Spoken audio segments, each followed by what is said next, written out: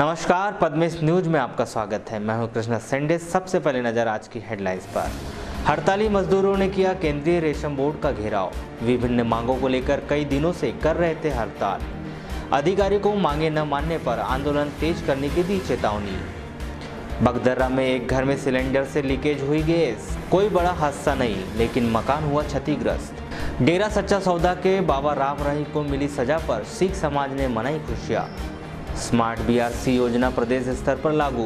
Video conferencing के जरिए online जुड़ेंगे जन शिक्षा केंद्र। शासकीय कमला नेहरू गर्ल्स कॉलेज में शैक्षणिक गुणवत्ता को लेकर आयोजित की गई संगोष्ठी और भरवेली के कई युवाओं ने ली भाजपा की सदस्यता।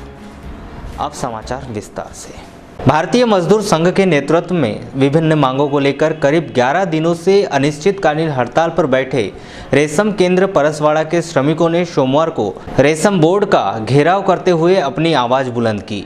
वहीं केंद्रीय रेशम बोर्ड के अधिकारी वैज्ञानिक डी श्री चौधरी ने श्रमिकों की मांग को लेकर उन्हें द्वितीय कीट पालन सीमा में 2000 DFL देने का आश्वासन दिया। इस संबंध में वैज्ञानिक डी श्री चौधरी ने कहा कि मध्य प्रदेश रेशम बोर्ड के द्वारा उत्पादन को ध्यान में रखते हुए परसवाड़ा के केंद्र को स्थानांतरित किया गया था, जिसके कारण 56 श्रमिक बेरोजगार हो गए, जिन्हें रोजगार देने के लिए वे प्रयासरत है। लेकिन परसवाड़ा में पुनः रेशम कीट पालन की स्थापना संभव नहीं है, लेकिन वे अन्य दूसरी सुविधा श्रमिकों को देने के लिए तैयार है।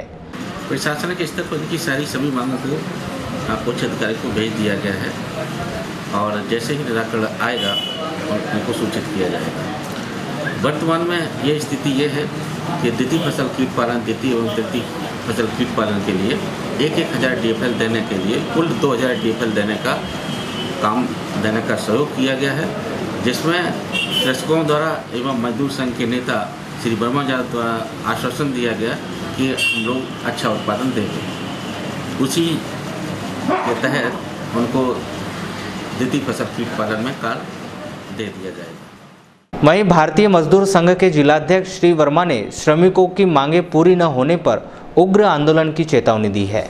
भारतीय मजदूर संघ के आह्वान पर केंद्रीय रेशम बोर्ड के लगभग जो कर्मचारी हैं वो भारतीय मजदूर संघ के सदस्य हैं। उनकी प्रमुख मांग थी ये जो 56 जो मजदूर हैं वो परसवाड़ा के रेशम केंद्र में काम करते थे और अचानक उनको बहुत करीब 10 साल हो गया उनका EPF कट रहा है और सारी सुविधाएं जो है मध्य प्रदेश शासन द्वारा जो दिया जाना चाहिए वो सुविधाएं जो है ये केंद्र शासन द्वारा वो सभी सुविधाएं जो है इनको दी जा रही है।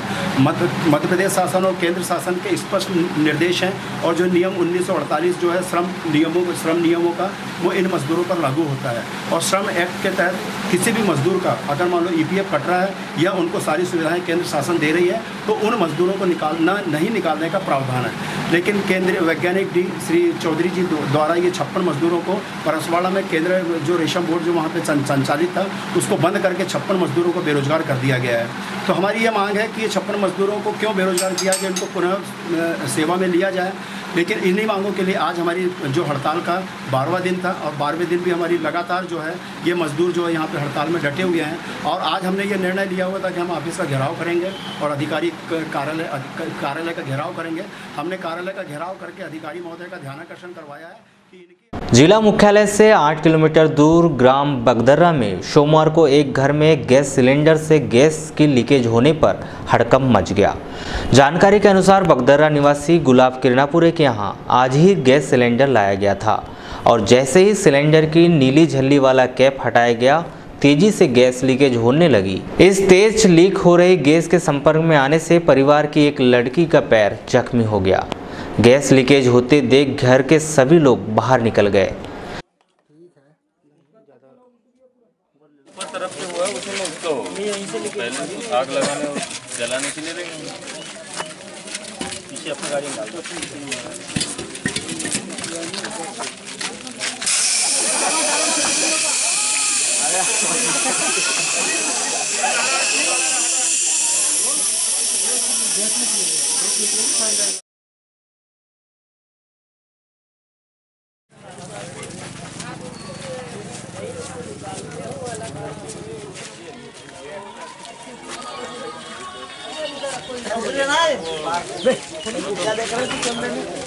जी सर नहीं सिलेंडर ठीक हो, लीकेज हुआ है, उसी में आग लगा है। इधर सूचना मिलने पर ग्रामीण थाने पुलिस भी मौके पर पहुंची और सिलेंडर में बची गैस को सावधानी से निकाला गया। बताया गया है कि गैस लीक होने से मकान को भी क्षति पहुंची। इस घटना से पीड़ित परिवार को काफी आर्थिक हानि उठानी पड़ी। यहीं रहते आप? हाँ। ये बताइए कैसे क्या हादसा हुआ था? वो जैसे गैस लेकर के आया मैं, जो झिल्ली लगी रहती है नीली रंग की, वो झिल्ली खुला तो चालू हो गई वो गैस, भाप फेंकने लग गई तो सबके सब बाहर निकल गए। हाँ ब्लास्ट हुआ। नहीं आग वाग कुछ भी नहीं, रेगुलेटर भी नहीं लगाया था मैंने इसमें, कुछ भी नहीं, बस ऐसे ही रखा, खड़ी की खड़ी जो चालू हो गई थी तो मैंने फिर सबके सब बाहर निकल गए। कितने लोग थे घर के अंदर? घर के अंदर 5 लोग। कितने बजे की बात है ये अभी 10 बजे की। आज ही लेकर के आए थे क्या टंकी आप? आधे एक घंटे पहले। क्या नाम सर आपका? चंद्रशेखर नागपुर है। सर कैसे क्या हादसा हुआ और कितने का नुकसान हुआ? नुकसान तो बहुत हुआ है इनका, लगभग एक मकान ही जो है इनका कबीले वाला मकान है, मिट्टी का बना हुआ। आज की स्थिति में लगभग 5 लाख का है। और जैसे इन्हें आज सुबह गैस लाया 10 बजे, टंकी लाया वहाँ से एजेंसी से, और जैसे उसके ऊपर नीला रंग का जो मतलब पन्नी रहती लगी हुई उसको निकाले, वैसे गैस चालू हो गई। तो अच्छा होगी ज़्यादा मतलब जो परिवार के लोग थे उनको मतलब ज़्यादा चोटें नहीं आई है और कोई ज़्यादा नुकसान नहीं हुआ इनका। तो घर की स्थिति ज़्यादा ख़राब होगी, अभी रहने लायक भी नहीं है। कितने का नुकसान हुआ? लगभग 5 लाख। वहीं पुलिस द्वारा मामले की जांच की जा रही है। मैं ग्रामीण थाने में पदस्थ हूँ, उप निरीक्षक रत्नांबर शुक्ला। सर कैसी जानकारी लगी थी आपको? ये यहाँ ग्राम कोटवार ने फ़ोन से जानकारी दी थी कि बगदरा में घर में सिलेंडर फट गया है। हमने फ़ोन पर ही पूछा कि किसी को कोई चोट लगी या कोई कैजुअल्टी हुई। उसने बताया किसी को चोट नहीं लगी है, नुकसान हुआ है, दीवार गिरी है और घर में भी काफ़ी नुकसान हुआ है। सूचना पर तुरंत 100 नंबर को रवाना किया थाने से और पीछे से मैं भी फोर्स लेकर के रवाना हुआ और यहाँ पर आकर के देखा तो ये गुलाब किरनापुरे के घर में सिलेंडर में तेज़ लीकेज हुआ है। फटा हुआ तो समझ में नहीं आया, लेकिन जो भी उसमें तकनीकी गड़बड़ी रही हो तो अचानक से गैस बहुत प्रेशर से रिसी है। और जैसा उन लोगों ने अभी प्राथमिक जानकारी दी कि सिलेंडर आज ही लेकर के आए हैं और जैसे लगा रहे थे उस समय ये इंसिडेंट हुआ है। घर में काफ़ी नुकसान हुआ है, दीवार गिर गई है और उसका जो छप्पर है ऊपर का वो भी ऊपर उड़ गया है, फट गया है। सर एक छोटी सी बच्ची भी? हाँ, एक बच्ची को वहाँ पर सिलेंडर का जो वो लिक्विड गैस भरी रहती है तो वो तेज़ प्रेशर उसके पैर में टकराया है, पैर में काफ़ी जलन हो रही है ऐसा उसने बताया। तो उसको अभी 108 नंबर को बुला करके उसे हॉस्पिटल भिजवा दिया गया है। क्या कार्रवाई की जा रही है सर? अब अभी इनसे पूछताछ करके इनके बताए अनुसार रिपोर्ट लिखेंगे और जांच करके जिसकी भी गड़बड़ी होगी। डेरा सच्चा सौदा के बाबा राम रहीम को साध्वियों के खिलाफ किए गए दुराचार पर सीबीआई कोर्ट द्वारा 10 साल की सजा सुनाई गई है। बालाघाट के सिख समाज द्वारा इस फैसले पर खुशी जाहिर की गई है। सिख समाज के उपाध्यक्ष सुरजीत सिंह छाबड़ा और सचिव जसवीर सिंह सौंधी ने कहा कि ऐसे कथित बाबा को विरोध किया था, लेकिन सरकार द्वारा इस पर ध्यान नहीं दिया गया। जैसा कि आप सबको विदित है कि बाबा गुरमीत राम रहीम, जिन्होंने हमारे 10वें गुरु धन श्री गुरु गोविंद सिंह जी का चोला पहनकर, जिस तरह से हमारे गुरु गोविंद सिंह जी महाराज अपने 5 प्यारों को जिस वेशभूषा में जो पहन के उन्होंने अमृत पान कराया था, उसी की नकल करते हुए इनको पकड़ा गया था, जिसमें सिख समाज के लोगों ने पूरे हिंदुस्तान में इनका अगेंस्ट किया था और जगह जगह इसके आंदोलन किए गए थे। आज उसी बाबा को जब दहेज दोहन के रोल में जब उनको सजा हुई है तो हमारा सिख समाज बड़ा ही हर्षोल्लास के साथ खुशी मना रहा है। और इसी कार्यक्रम में हमारे बालाघाट के सभी सिख भाई समाज जिन्होंने अपनी खुशी जाहिर करते हुए अन्याय के खिलाफ जो सज़ा सरकार ने और भगवान की मर्जी के अनुसार जो सज़ा उनको दी थी, उनको खुशी जाहिर करते हुए बाबा राम रहीम को जो सज़ा सुनाई गई है वो निश्चित ही कम है, क्योंकि सिखों के जो गुरु थे उनका नकल करते हुए, क्योंकि किसी गुरु की नकल करना, किसी भगवान की नकल करना एक देहधारी का काम नहीं होता है हमारे सिख समाज में। सुरजीत सिंह छाबड़ा।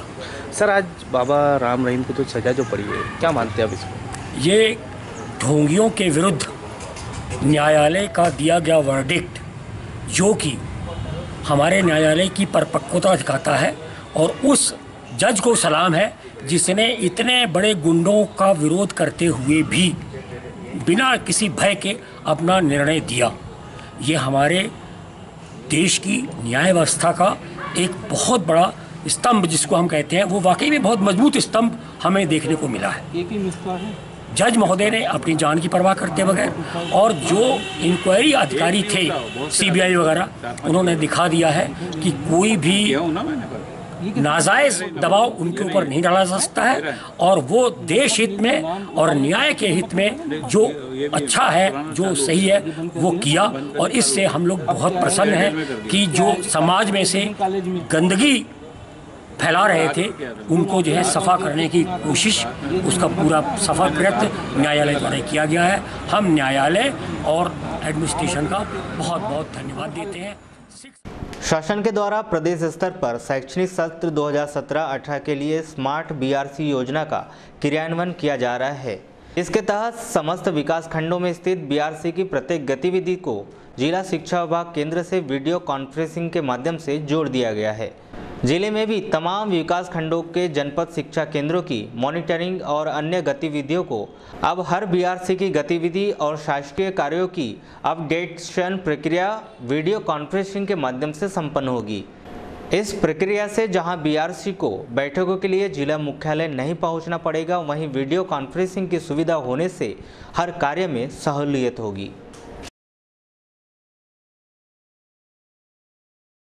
इसमें जो विभागीय गतिविधियाँ हैं उनके बारे में विस्तृत जानकारी बीआरसी से दी जाएगी। जैसे वीडियो कॉन्फ्रेंसिंग में होते हैं वैसे स्काइप नाम की एक योजना है।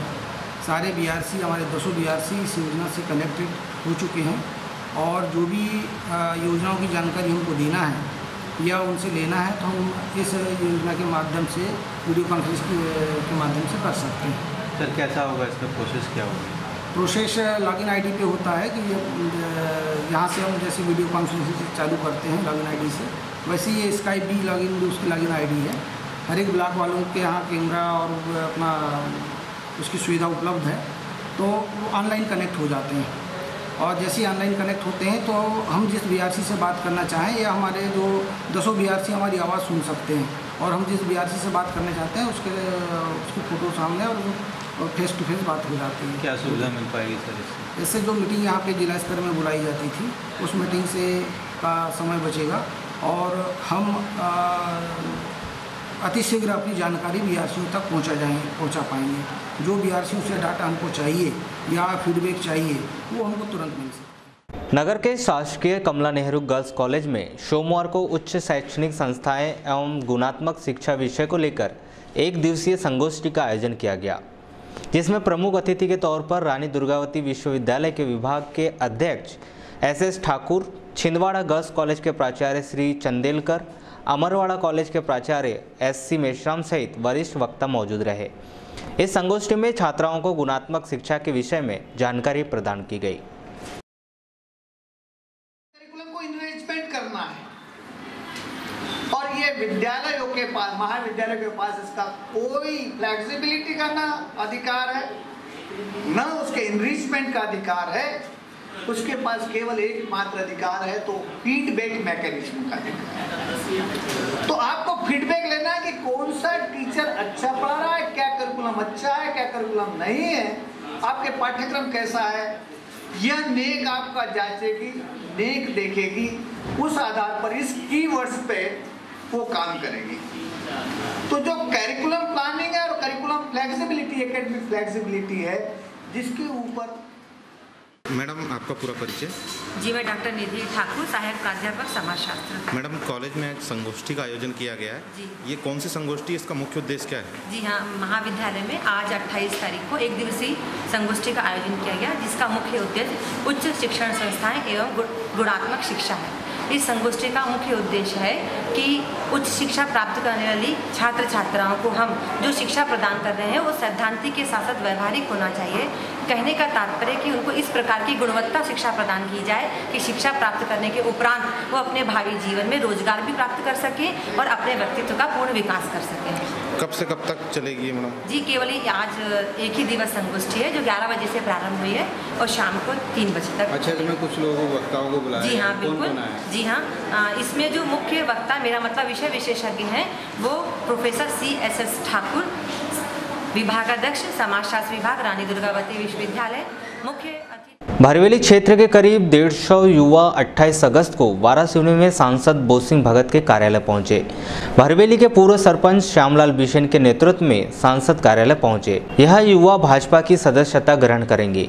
मैं श्यामलाल बिसेन, मेरे को भारत संगठन ने यानी हमारे जिला अध्यक्ष भारतीय जनता पार्टी रमेश रंगलानी जी ने मुझे भारतीय जनता पार्टी जिला उपाध्यक्ष पिछड़े वर्ग का बनाया है। मैं पिछड़े वर्ग के लोगों को जोड़ने का काम कर रहा हूं और जो संगठन मुझे काम सौंपेगा मैं अपने पार्टी के लिए काम करूंगा और समाज के लिए, जो पिछड़े वर्ग के समाज के लिए भी काम करने के लिए युवा लोगों को जोड़ रहा हूं, जिसमें हमारे साथ आज हमारे प्रवेश पटेल, हमारे छोटे भाई भी पार्टी के लिए काम करेंगे। और आज मैं सांसद महोदय के नेतृत्व में 100-150 लोग पिछड़े वर्ग के लोगों को लाया हूं और हमारे आदरणीय CM मुख्यमंत्री द्वारा जो पिछड़े वर्ग के लिए योजना के लिए जो योजना क्रियान्वित करेंगे वो पिछड़े वर्ग तक पहुंचाने का मैं काम करूंगा। ये बताइए कि अभी जो 100-150 लोग आपने लाए हो, तो क्या आज वो अपनी जो प्राथमिक सदस्यता ग्रहण करेंगे भारतीय जनता पार्टी? आज ये जो मेरे साथ 100-150 लोग आए हैं वो दिल से और अपने हृदय से भारतीय जनता पार्टी में शामिल होने जा रहे हैं। मैं उनका अपने पार्टी की ओर से उनका तहे दिल से हार्दिक स्वागत एवं अभिनंदन करता हूं। वहीं भाजपा सांसद श्री भगत ने युवाओं के पार्टी में शामिल होने पर खुशी जाहिर की है।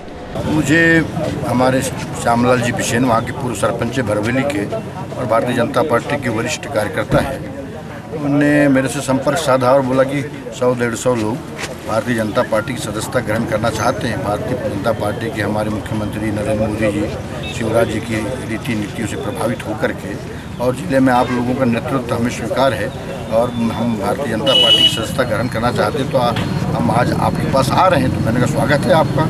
हमारा परिवार यदि बड़ा हो रहा है तो उसके लिए आप लोग हृदय से हम आपका हार्दिक अभिनंदन करेंगे। और उसी तहत ये लोग सब यहाँ पर आए हैं वाराणसी मेरे कार्यालय में, और इन्होंने इच्छा जाहिर की कि आज से हम भारतीय जनता पार्टी सदस्यता ले रहे हैं। तो मैंने इनको सबका हार्दिक अभिनंदन करते हुए इन्हें हम भारतीय जनता पार्टी में सदस्यता दिलाएंगे और हमारे अध्यक्ष, जिला अध्यक्ष जो है रंगलानी जी, उनके नेतृत्व में इनको विधिवत की घोषणा कराएंगे और सदस्यता ग्रहण करवाएंगे। भाऊ ये बताइए कि भारतीय जनता पार्टी का मतलब जो बालाघाट में तो वर्चस्व है, अभी क्या लगता है ऐसे युवाओं को और पार्टी में शामिल होने से क्या प्रभाव पड़ेगा पार्टी को?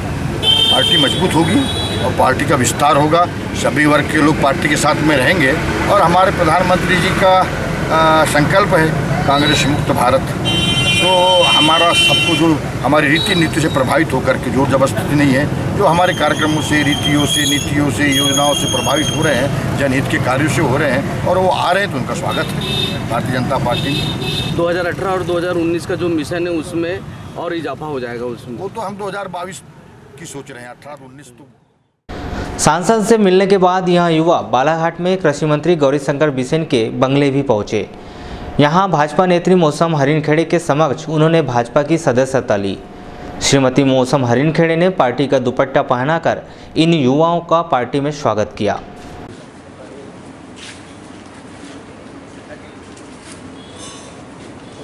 भारतीय जनता पार्टी जिंदाबाद, भारतीय जनता पार्टी जिंदाबाद, जिंदाबाद। मैं परवेश पटेल। कहाँ से सर? मैं पायली, भरवेली पायली। सर आज 100 युवाओं के साथ में अपने सदस्यता ग्रहण की। मैं श्यामलाल बिसेन जी हैं काका हमारे और पुराने नेता हैं बीजेपी के। इनने मेरे को बोले कि भतीजे तुम्हारे काम अच्छे हैं, सब अच्छा रहते हो, तुम अच्छे कार्य करते हो, तो बोले तुम बीजेपी में आ जाओ, हम तुम्हारे साथ है। और गौरीशंकर जी जो नेता हैं यहाँ, बोले उनके इससे मैं तुम्हारी वो करा रहा हूँ सदस्यता। फिर मेरे सब भाई लोग आए मेरे साथ, काका के इससे मोबिन भाई है, अब हम सब भाई लोग हैं। ये बीजेपी में, मैं तो किसी पार्टी में था नहीं, इसलिए मैं भी इन्हीं के साथ आ गया कि चलो सब मिलके करेंगे। क्या उद्देश्य रहेगा आपका? जैसे उद्देश्य मेरा यही है कि बस अच्छा हो, सबकी सेवा हो, समाज सेवा हो, कोई परेशान ना रहे हैं।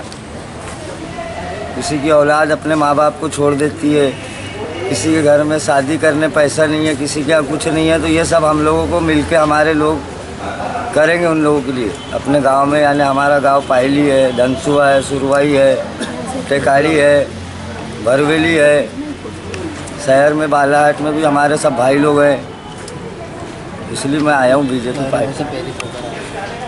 और आज पूरे देश में एक परिवर्तन का माहौल है। पंडित दीनदयाल उपाध्याय के एकात्म मानववाद, समाज के अंतिम छोर के व्यक्ति के विकास की मंशा से जो देश और प्रदेश की सरकारें काम कर रही है, मुझे प्रसन्नता है कि इस बदलते परिवेश में बालाघाट में भी भाई परवेश पटेल के नेतृत्व में बड़ी संख्या में युवा तरुणाई भारतीय जनता पार्टी की रीति नीति से प्रेरित होकर, उनकी विचारधारा से प्रेरित होकर भाजपा परिवार में सम्मिलित हुए हैं। मैं तहे दिल से आप सभी का बहुत बहुत अभिनंदन करती हूं, स्वागत करती हूं, वंदन करती हूं और यही विश्वास दिलाती हूं कि जो आस्था आपने भारतीय जनता पार्टी में रखी है, जिस प्रकार हम भारतीय जनता पार्टी को अपनी माँ मानते हैं और उसकी सेवा करते हैं, वह आस्था पे हम सदैव खरा उतरने का और आपके विश्वास पे खरे उतरने का सदैव प्रयास करते हुए, इसी प्रकार भारतीय जनता पार्टी को सदैव मजबूती देते हुए प्रदेश और देश और जिले को एक सशक्त बनाने में अपना सहयोग करेंगे। नगर के बस स्टैंड में नवरात्र के दौरान जगत जननी माता भवानी की मनमोहक प्रतिमा स्थापित की जाती है। यहाँ 9 दिनों तक धार्मिक आस्था के साथ पूजा अर्चना भी की जाती है। इस वर्ष नवरात्र पर्व मनाने और समिति के गठन के लिए सोमवार को सिंह वाहिनी दुर्गा उत्सव समिति की बैठक हुई। बैठक के दौरान इस वर्ष की समिति में कन्हैया राउत को अध्यक्ष के रूप में मनोनीत किया गया। वहीं अनिल भटनागर, रवि हाथीमारे, बबलू ठाकरे और संजू भटनागर को उपाध्यक्ष बनाया गया है। सज्जू खान सचिव बनाए गए हैं, जबकि कोषाध्यक्ष का दायित्व महबूब खान निभाएंगे। बैठक रखी गई थी सिंह वाहिनी दुर्गा उत्सव समिति की। सिंह वाहिनी दुर्गा उत्सव समिति बस स्टैंड के प्रतिवर्ष अनुसार नवरात्रि का उत्सव मनाने के लिए यहाँ एक बैठक आयोजित की गई, जिसमें आज सभी समिति के सदस्यों द्वारा सर्वसम्मति से समिति के अध्यक्ष श्री कन्हैया राउत को नियुक्त किया गया। वहीं उपाध्यक्ष अनिल भटनागर, रवि हाथीमारे, बबलू ठाकरे एवं संजू भटनागर को नियुक्त किया गया। कोषाध्यक्ष महबूब खान जी को नियुक्त किया गया। सचिव सज्जू खान जी को नियुक्त किया गया। सह सचिव रवि राउत, हरिप्रसाद, विक्रम और संतोष दवे को नियुक्त किया गया और संरक्षक गण सभी हमारे वरिष्ठ सदस्य लोग हैं। और सिंह वाहिनी दुर्गा उत्सव समिति इस वर्ष भी धूमधाम से पूरे कार्यक्रम का आयोजन करेंगी। 9 दिन तक नवरात्रि का उत्सव मनाया जाएगा। तो ये बताइए, आज नवनिर्मित अध्यक्ष चुने गए आप? आज शिवानी दुर्गोत्सव समिति के तत्वाधान में एक मीटिंग आयोजित की गई थी, जिसमें मुझे पुनः दोबारा से एक बार अध्यक्ष बनाया गया है। 2011 में मैं एक बार फिर अध्यक्ष बना था। उस समय मगर मैं हनुमान जी का पाठ कर रहा था, इस वजह से मैं पूर्णतः इस जिम्मेदारी को निभा नहीं पाया था। इसलिए पूरी समिति ने फिर से मुझ पर विश्वास करके मुझे पुनः एक बार अध्यक्ष बनाया है। और ये 31वां वर्ष है शिवानी दुर्गा उत्सव समिति का, जिसको हम एक भव्य रूप में माता जी की आराधना करेंगे और इस पावन पर्व को एक बड़े रूप में मनाएंगे हम सभी लोग। क्या क्या कार्यक्रम आयोजित किए जाएंगे, क्या रणनीति बनेगी? अभी तो उसकी रणनीति बनी नहीं है। अभी हमारे जो बड़े हैं सभी बुजुर्गगण और हमारे संरक्षक मंडल के जितने भी लोग हैं, गुड्डू भैया, लड्डू भैया, अनिल चाचा, बब्बा चाचा, हमारे यहाँ पापा, सभी लोग अभी आके बैठेंगे और उसके बाद रूपरेखा तैयार की जाएंगी कि कार्यक्रम कैसा होगा, शोभा यात्रा कैसी होंगी और देवी जागरण कैसे होंगे, प्रतिमा कैसे होंगी और क्या बोलते हैं डेकोरेशन कैसा होगा, इस पर विशेष ध्यान दिया जाएगा। नगर पालिका में हर वर्ष की तरह इस वर्ष भी भगवान श्री गणेश की प्रतिमा पूर्ण धार्मिक विधान से विराजित की गई है और प्रतिदिन विविध धार्मिक कार्यक्रमों का आयोजन किया जा रहा है। इसी कड़ी में सोमवार को भजन कार्यक्रम का आयोजन किया गया, जिसमें मंडली के सदस्यों द्वारा धार्मिक प्रस्तुति दी गई।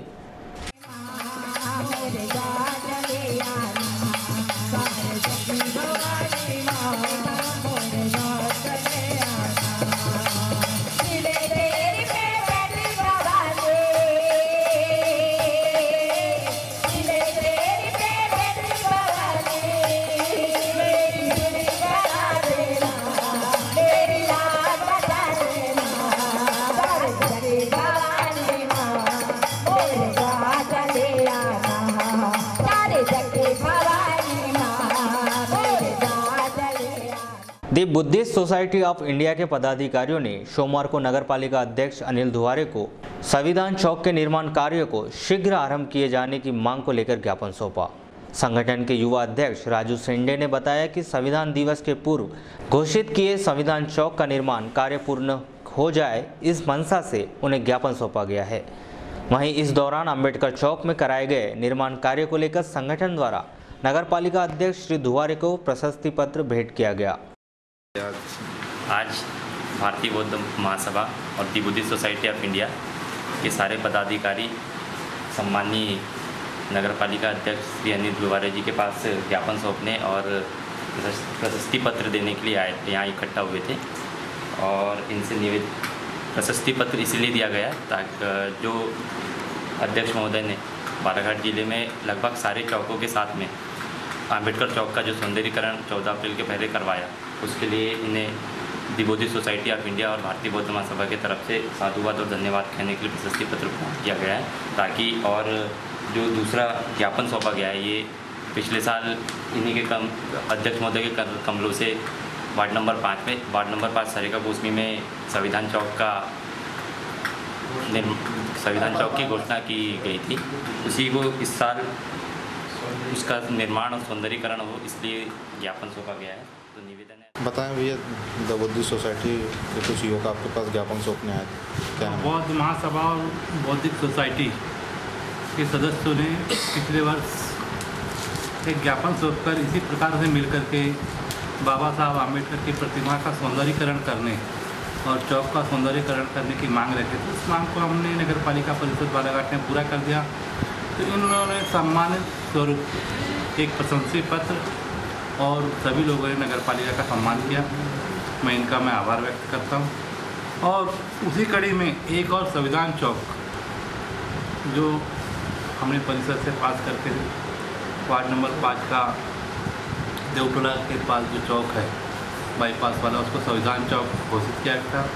तो उसका भी सौंदर्यीकरण कर एक शिलालेख स्मारक लगा करके भारत का संविधान की कुछ लिपि उसमें उकेर करके संविदा प्रेरकों द्वारा अपनी 6 सूत्रीय मांगों को लेकर सोमवार को धरना प्रदर्शन किया गया। यहां प्रेरक जिला पंचायत के सामने धरना प्रदर्शन करते रहे।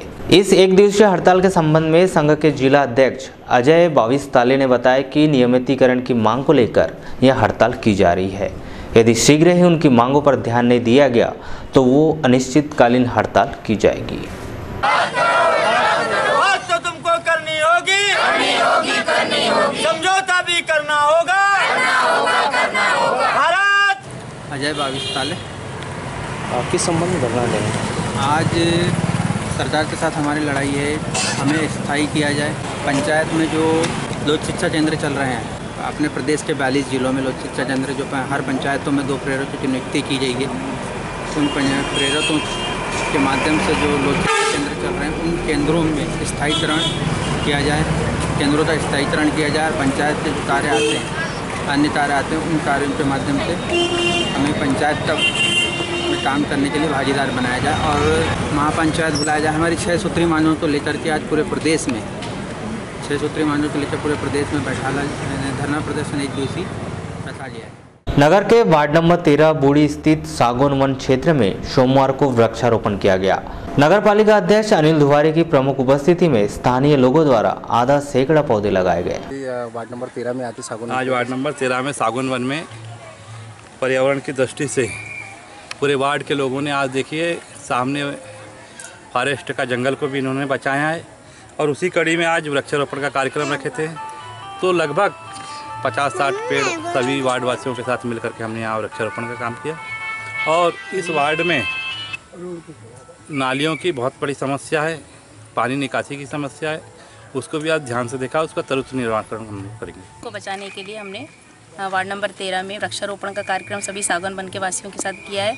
और वृक्षारोपण को बचाना और पर्यावरण को शुद्ध बनाना हम सबका ही मूल कर्तव्य है। इसी तारतम्य को आगे बढ़ाते हुए हम लोग ने यहाँ पर वार्ड में भ्रमण किए तो देखिए कि सभी जगह किसी भी नाली का निर्माण नहीं किया गया। सुअरों की अति वो हो रही है, सुअर गंदगी फैला रहे हैं, इसलिए हमने हमारे अध्यक्ष जी ने नाली निर्माण करने का कार्य शुरू करवाने की कोशिश की। और जो मोक्ष धाम है वहाँ पर 3 करोड़ की लागत से रोड बनने का कार्यक्रम शुरू हो जाएगा दिवाली के पहले। वारासोनी मंडी में किसानों द्वारा लाई गई धान के चोरी होने की घटनाएं लगातार होती रहती है। सोमवार को यहां धान तौलने वाले तौलक ने एक किसान की 30 किलो धान की चोरी कर ली। किसान द्वारा मंडी अध्यक्ष विजय सहारे से शिकायत करने पर उसे धान की राशि दी गई।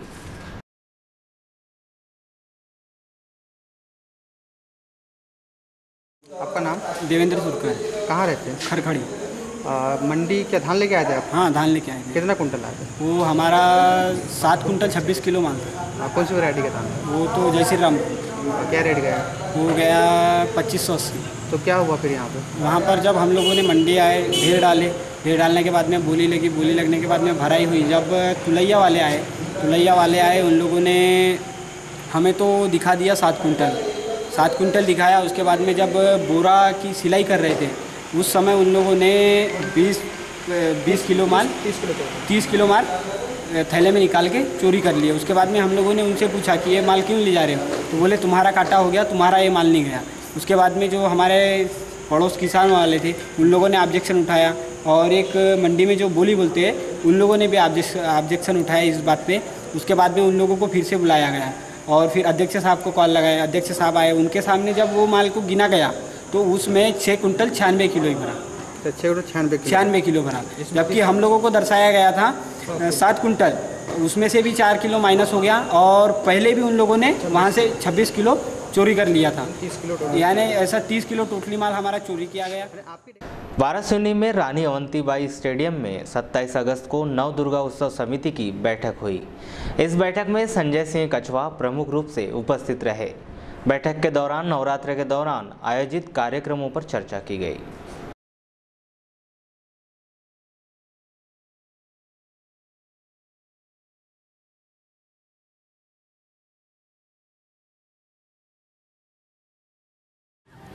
नवरात्रि में जैसा कि आप लोग को पता ही है कि नव दुर्गा उत्सव समिति बस स्टैंड वारासोनी विगत कई वर्षों से पूरे ज़िले में सबसे भव्य प्रोग्राम देने का प्रयास करती है।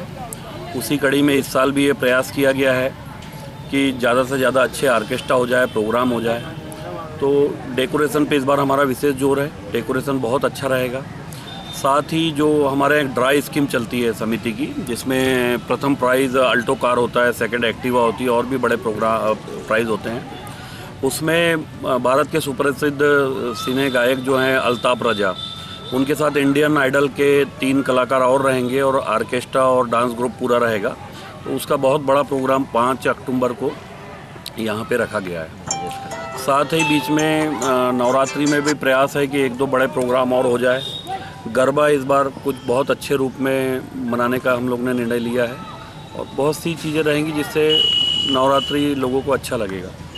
एक संगीत के साथ में भी कोई संयुक्त प्रोग्राम की कोई तैयारी चल रही है अपनी क्या? विशेष हाँ, चल रही है। मनीष भाई आए हैं आज, इन लोग से चल रहा है। एक वारासोनी में पहले बहुत वारासोनी में 27 अगस्त को लोधी महासभा की बैठक आयोजित की गई। इस बैठक में कार्यकारिणी गठन, नए अध्यक्ष बनाने सहित समाज के आगामी कार्यक्रमों की रूपरेखा तैयार की गई।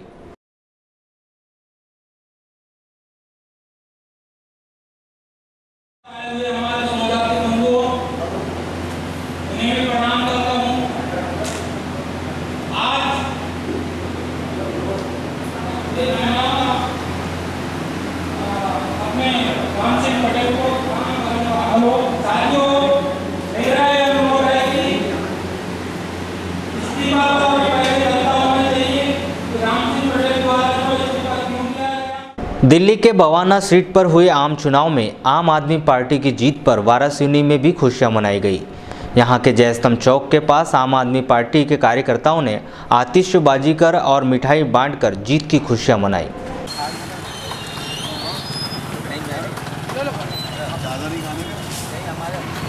भारत माता की जय! भारत माता की जय! जीत गए भाई, जीत गए। मैं अब्दुल सादिक कुरैशी, आम आदमी पार्टी का विधानसभा प्रभारी हूँ।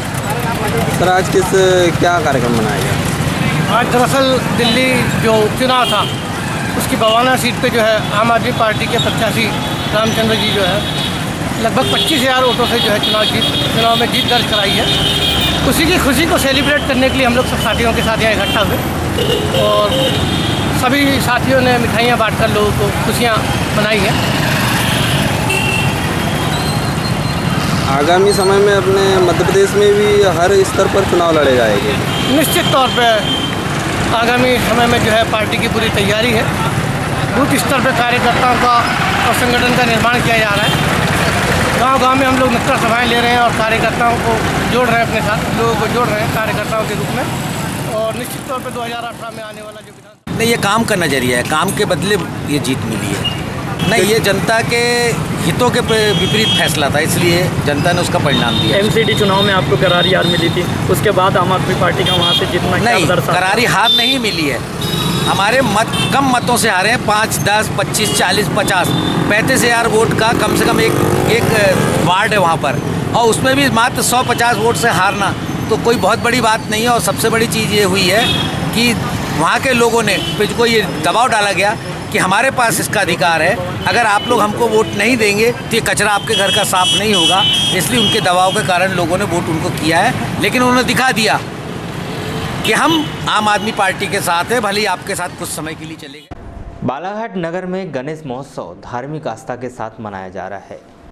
यहाँ विभिन्न चौक चौराहों पर सार्वजनिक समिति द्वारा गजानन महाराज की मनोहारी मूर्ति स्थापित की गई है, जहां सुबह से लेकर शाम तक भक्तों द्वारा पूजा अर्चना और आरती की जा रही है।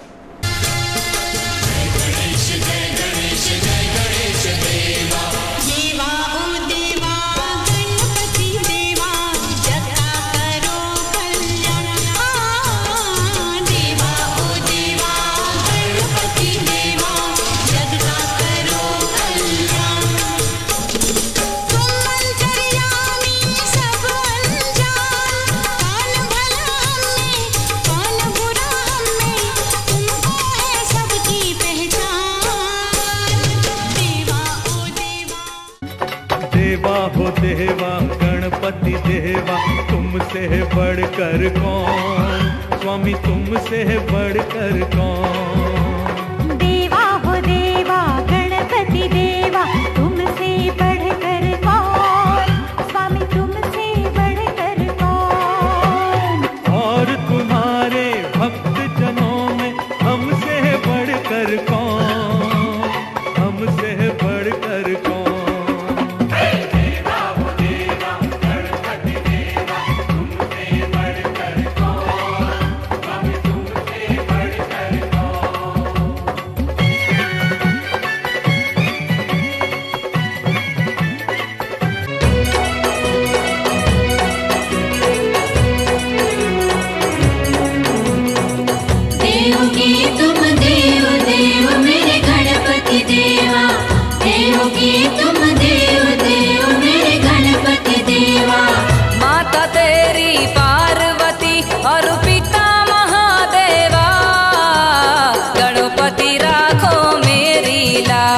गणपति राखो मेरी लाज, पूरन कीजे मेरे काज, पूरन कीजे मेरे काज, गणपति राखो मेरी लाज, गणपति राखो मेरी लाज।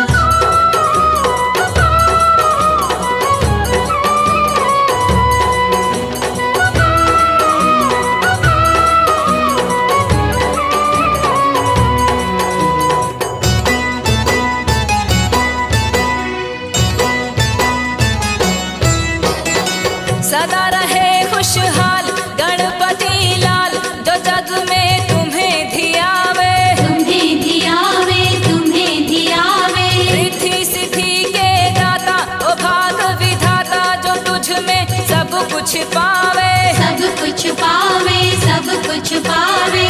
विनती सुन लो मेरी आज, विनती सुन लो मेरी आज, गणपति राखो मेरी लाज, गणपति राखो मेरी लाज।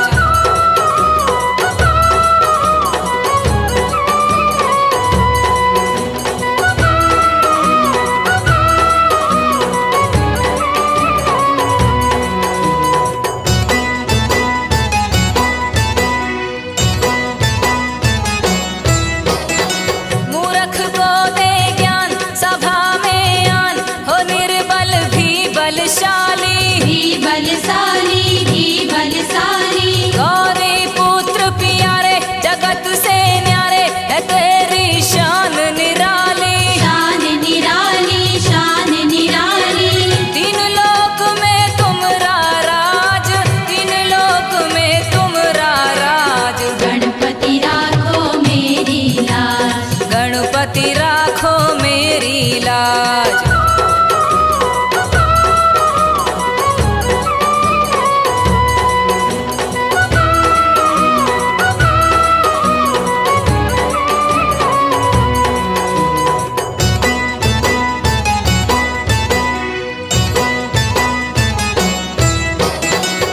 जिसके सिर पे हाथ वो तेरा नाथ, उसे फिर कैसा डर है, कैसा डर है, कैसा डर है। जपे जो तेरा नाम सुबह और शाम, तो उसका नाम अमर है, नाम अमर है, नाम अमर है। सबसे ऊंचे तुम सरकार।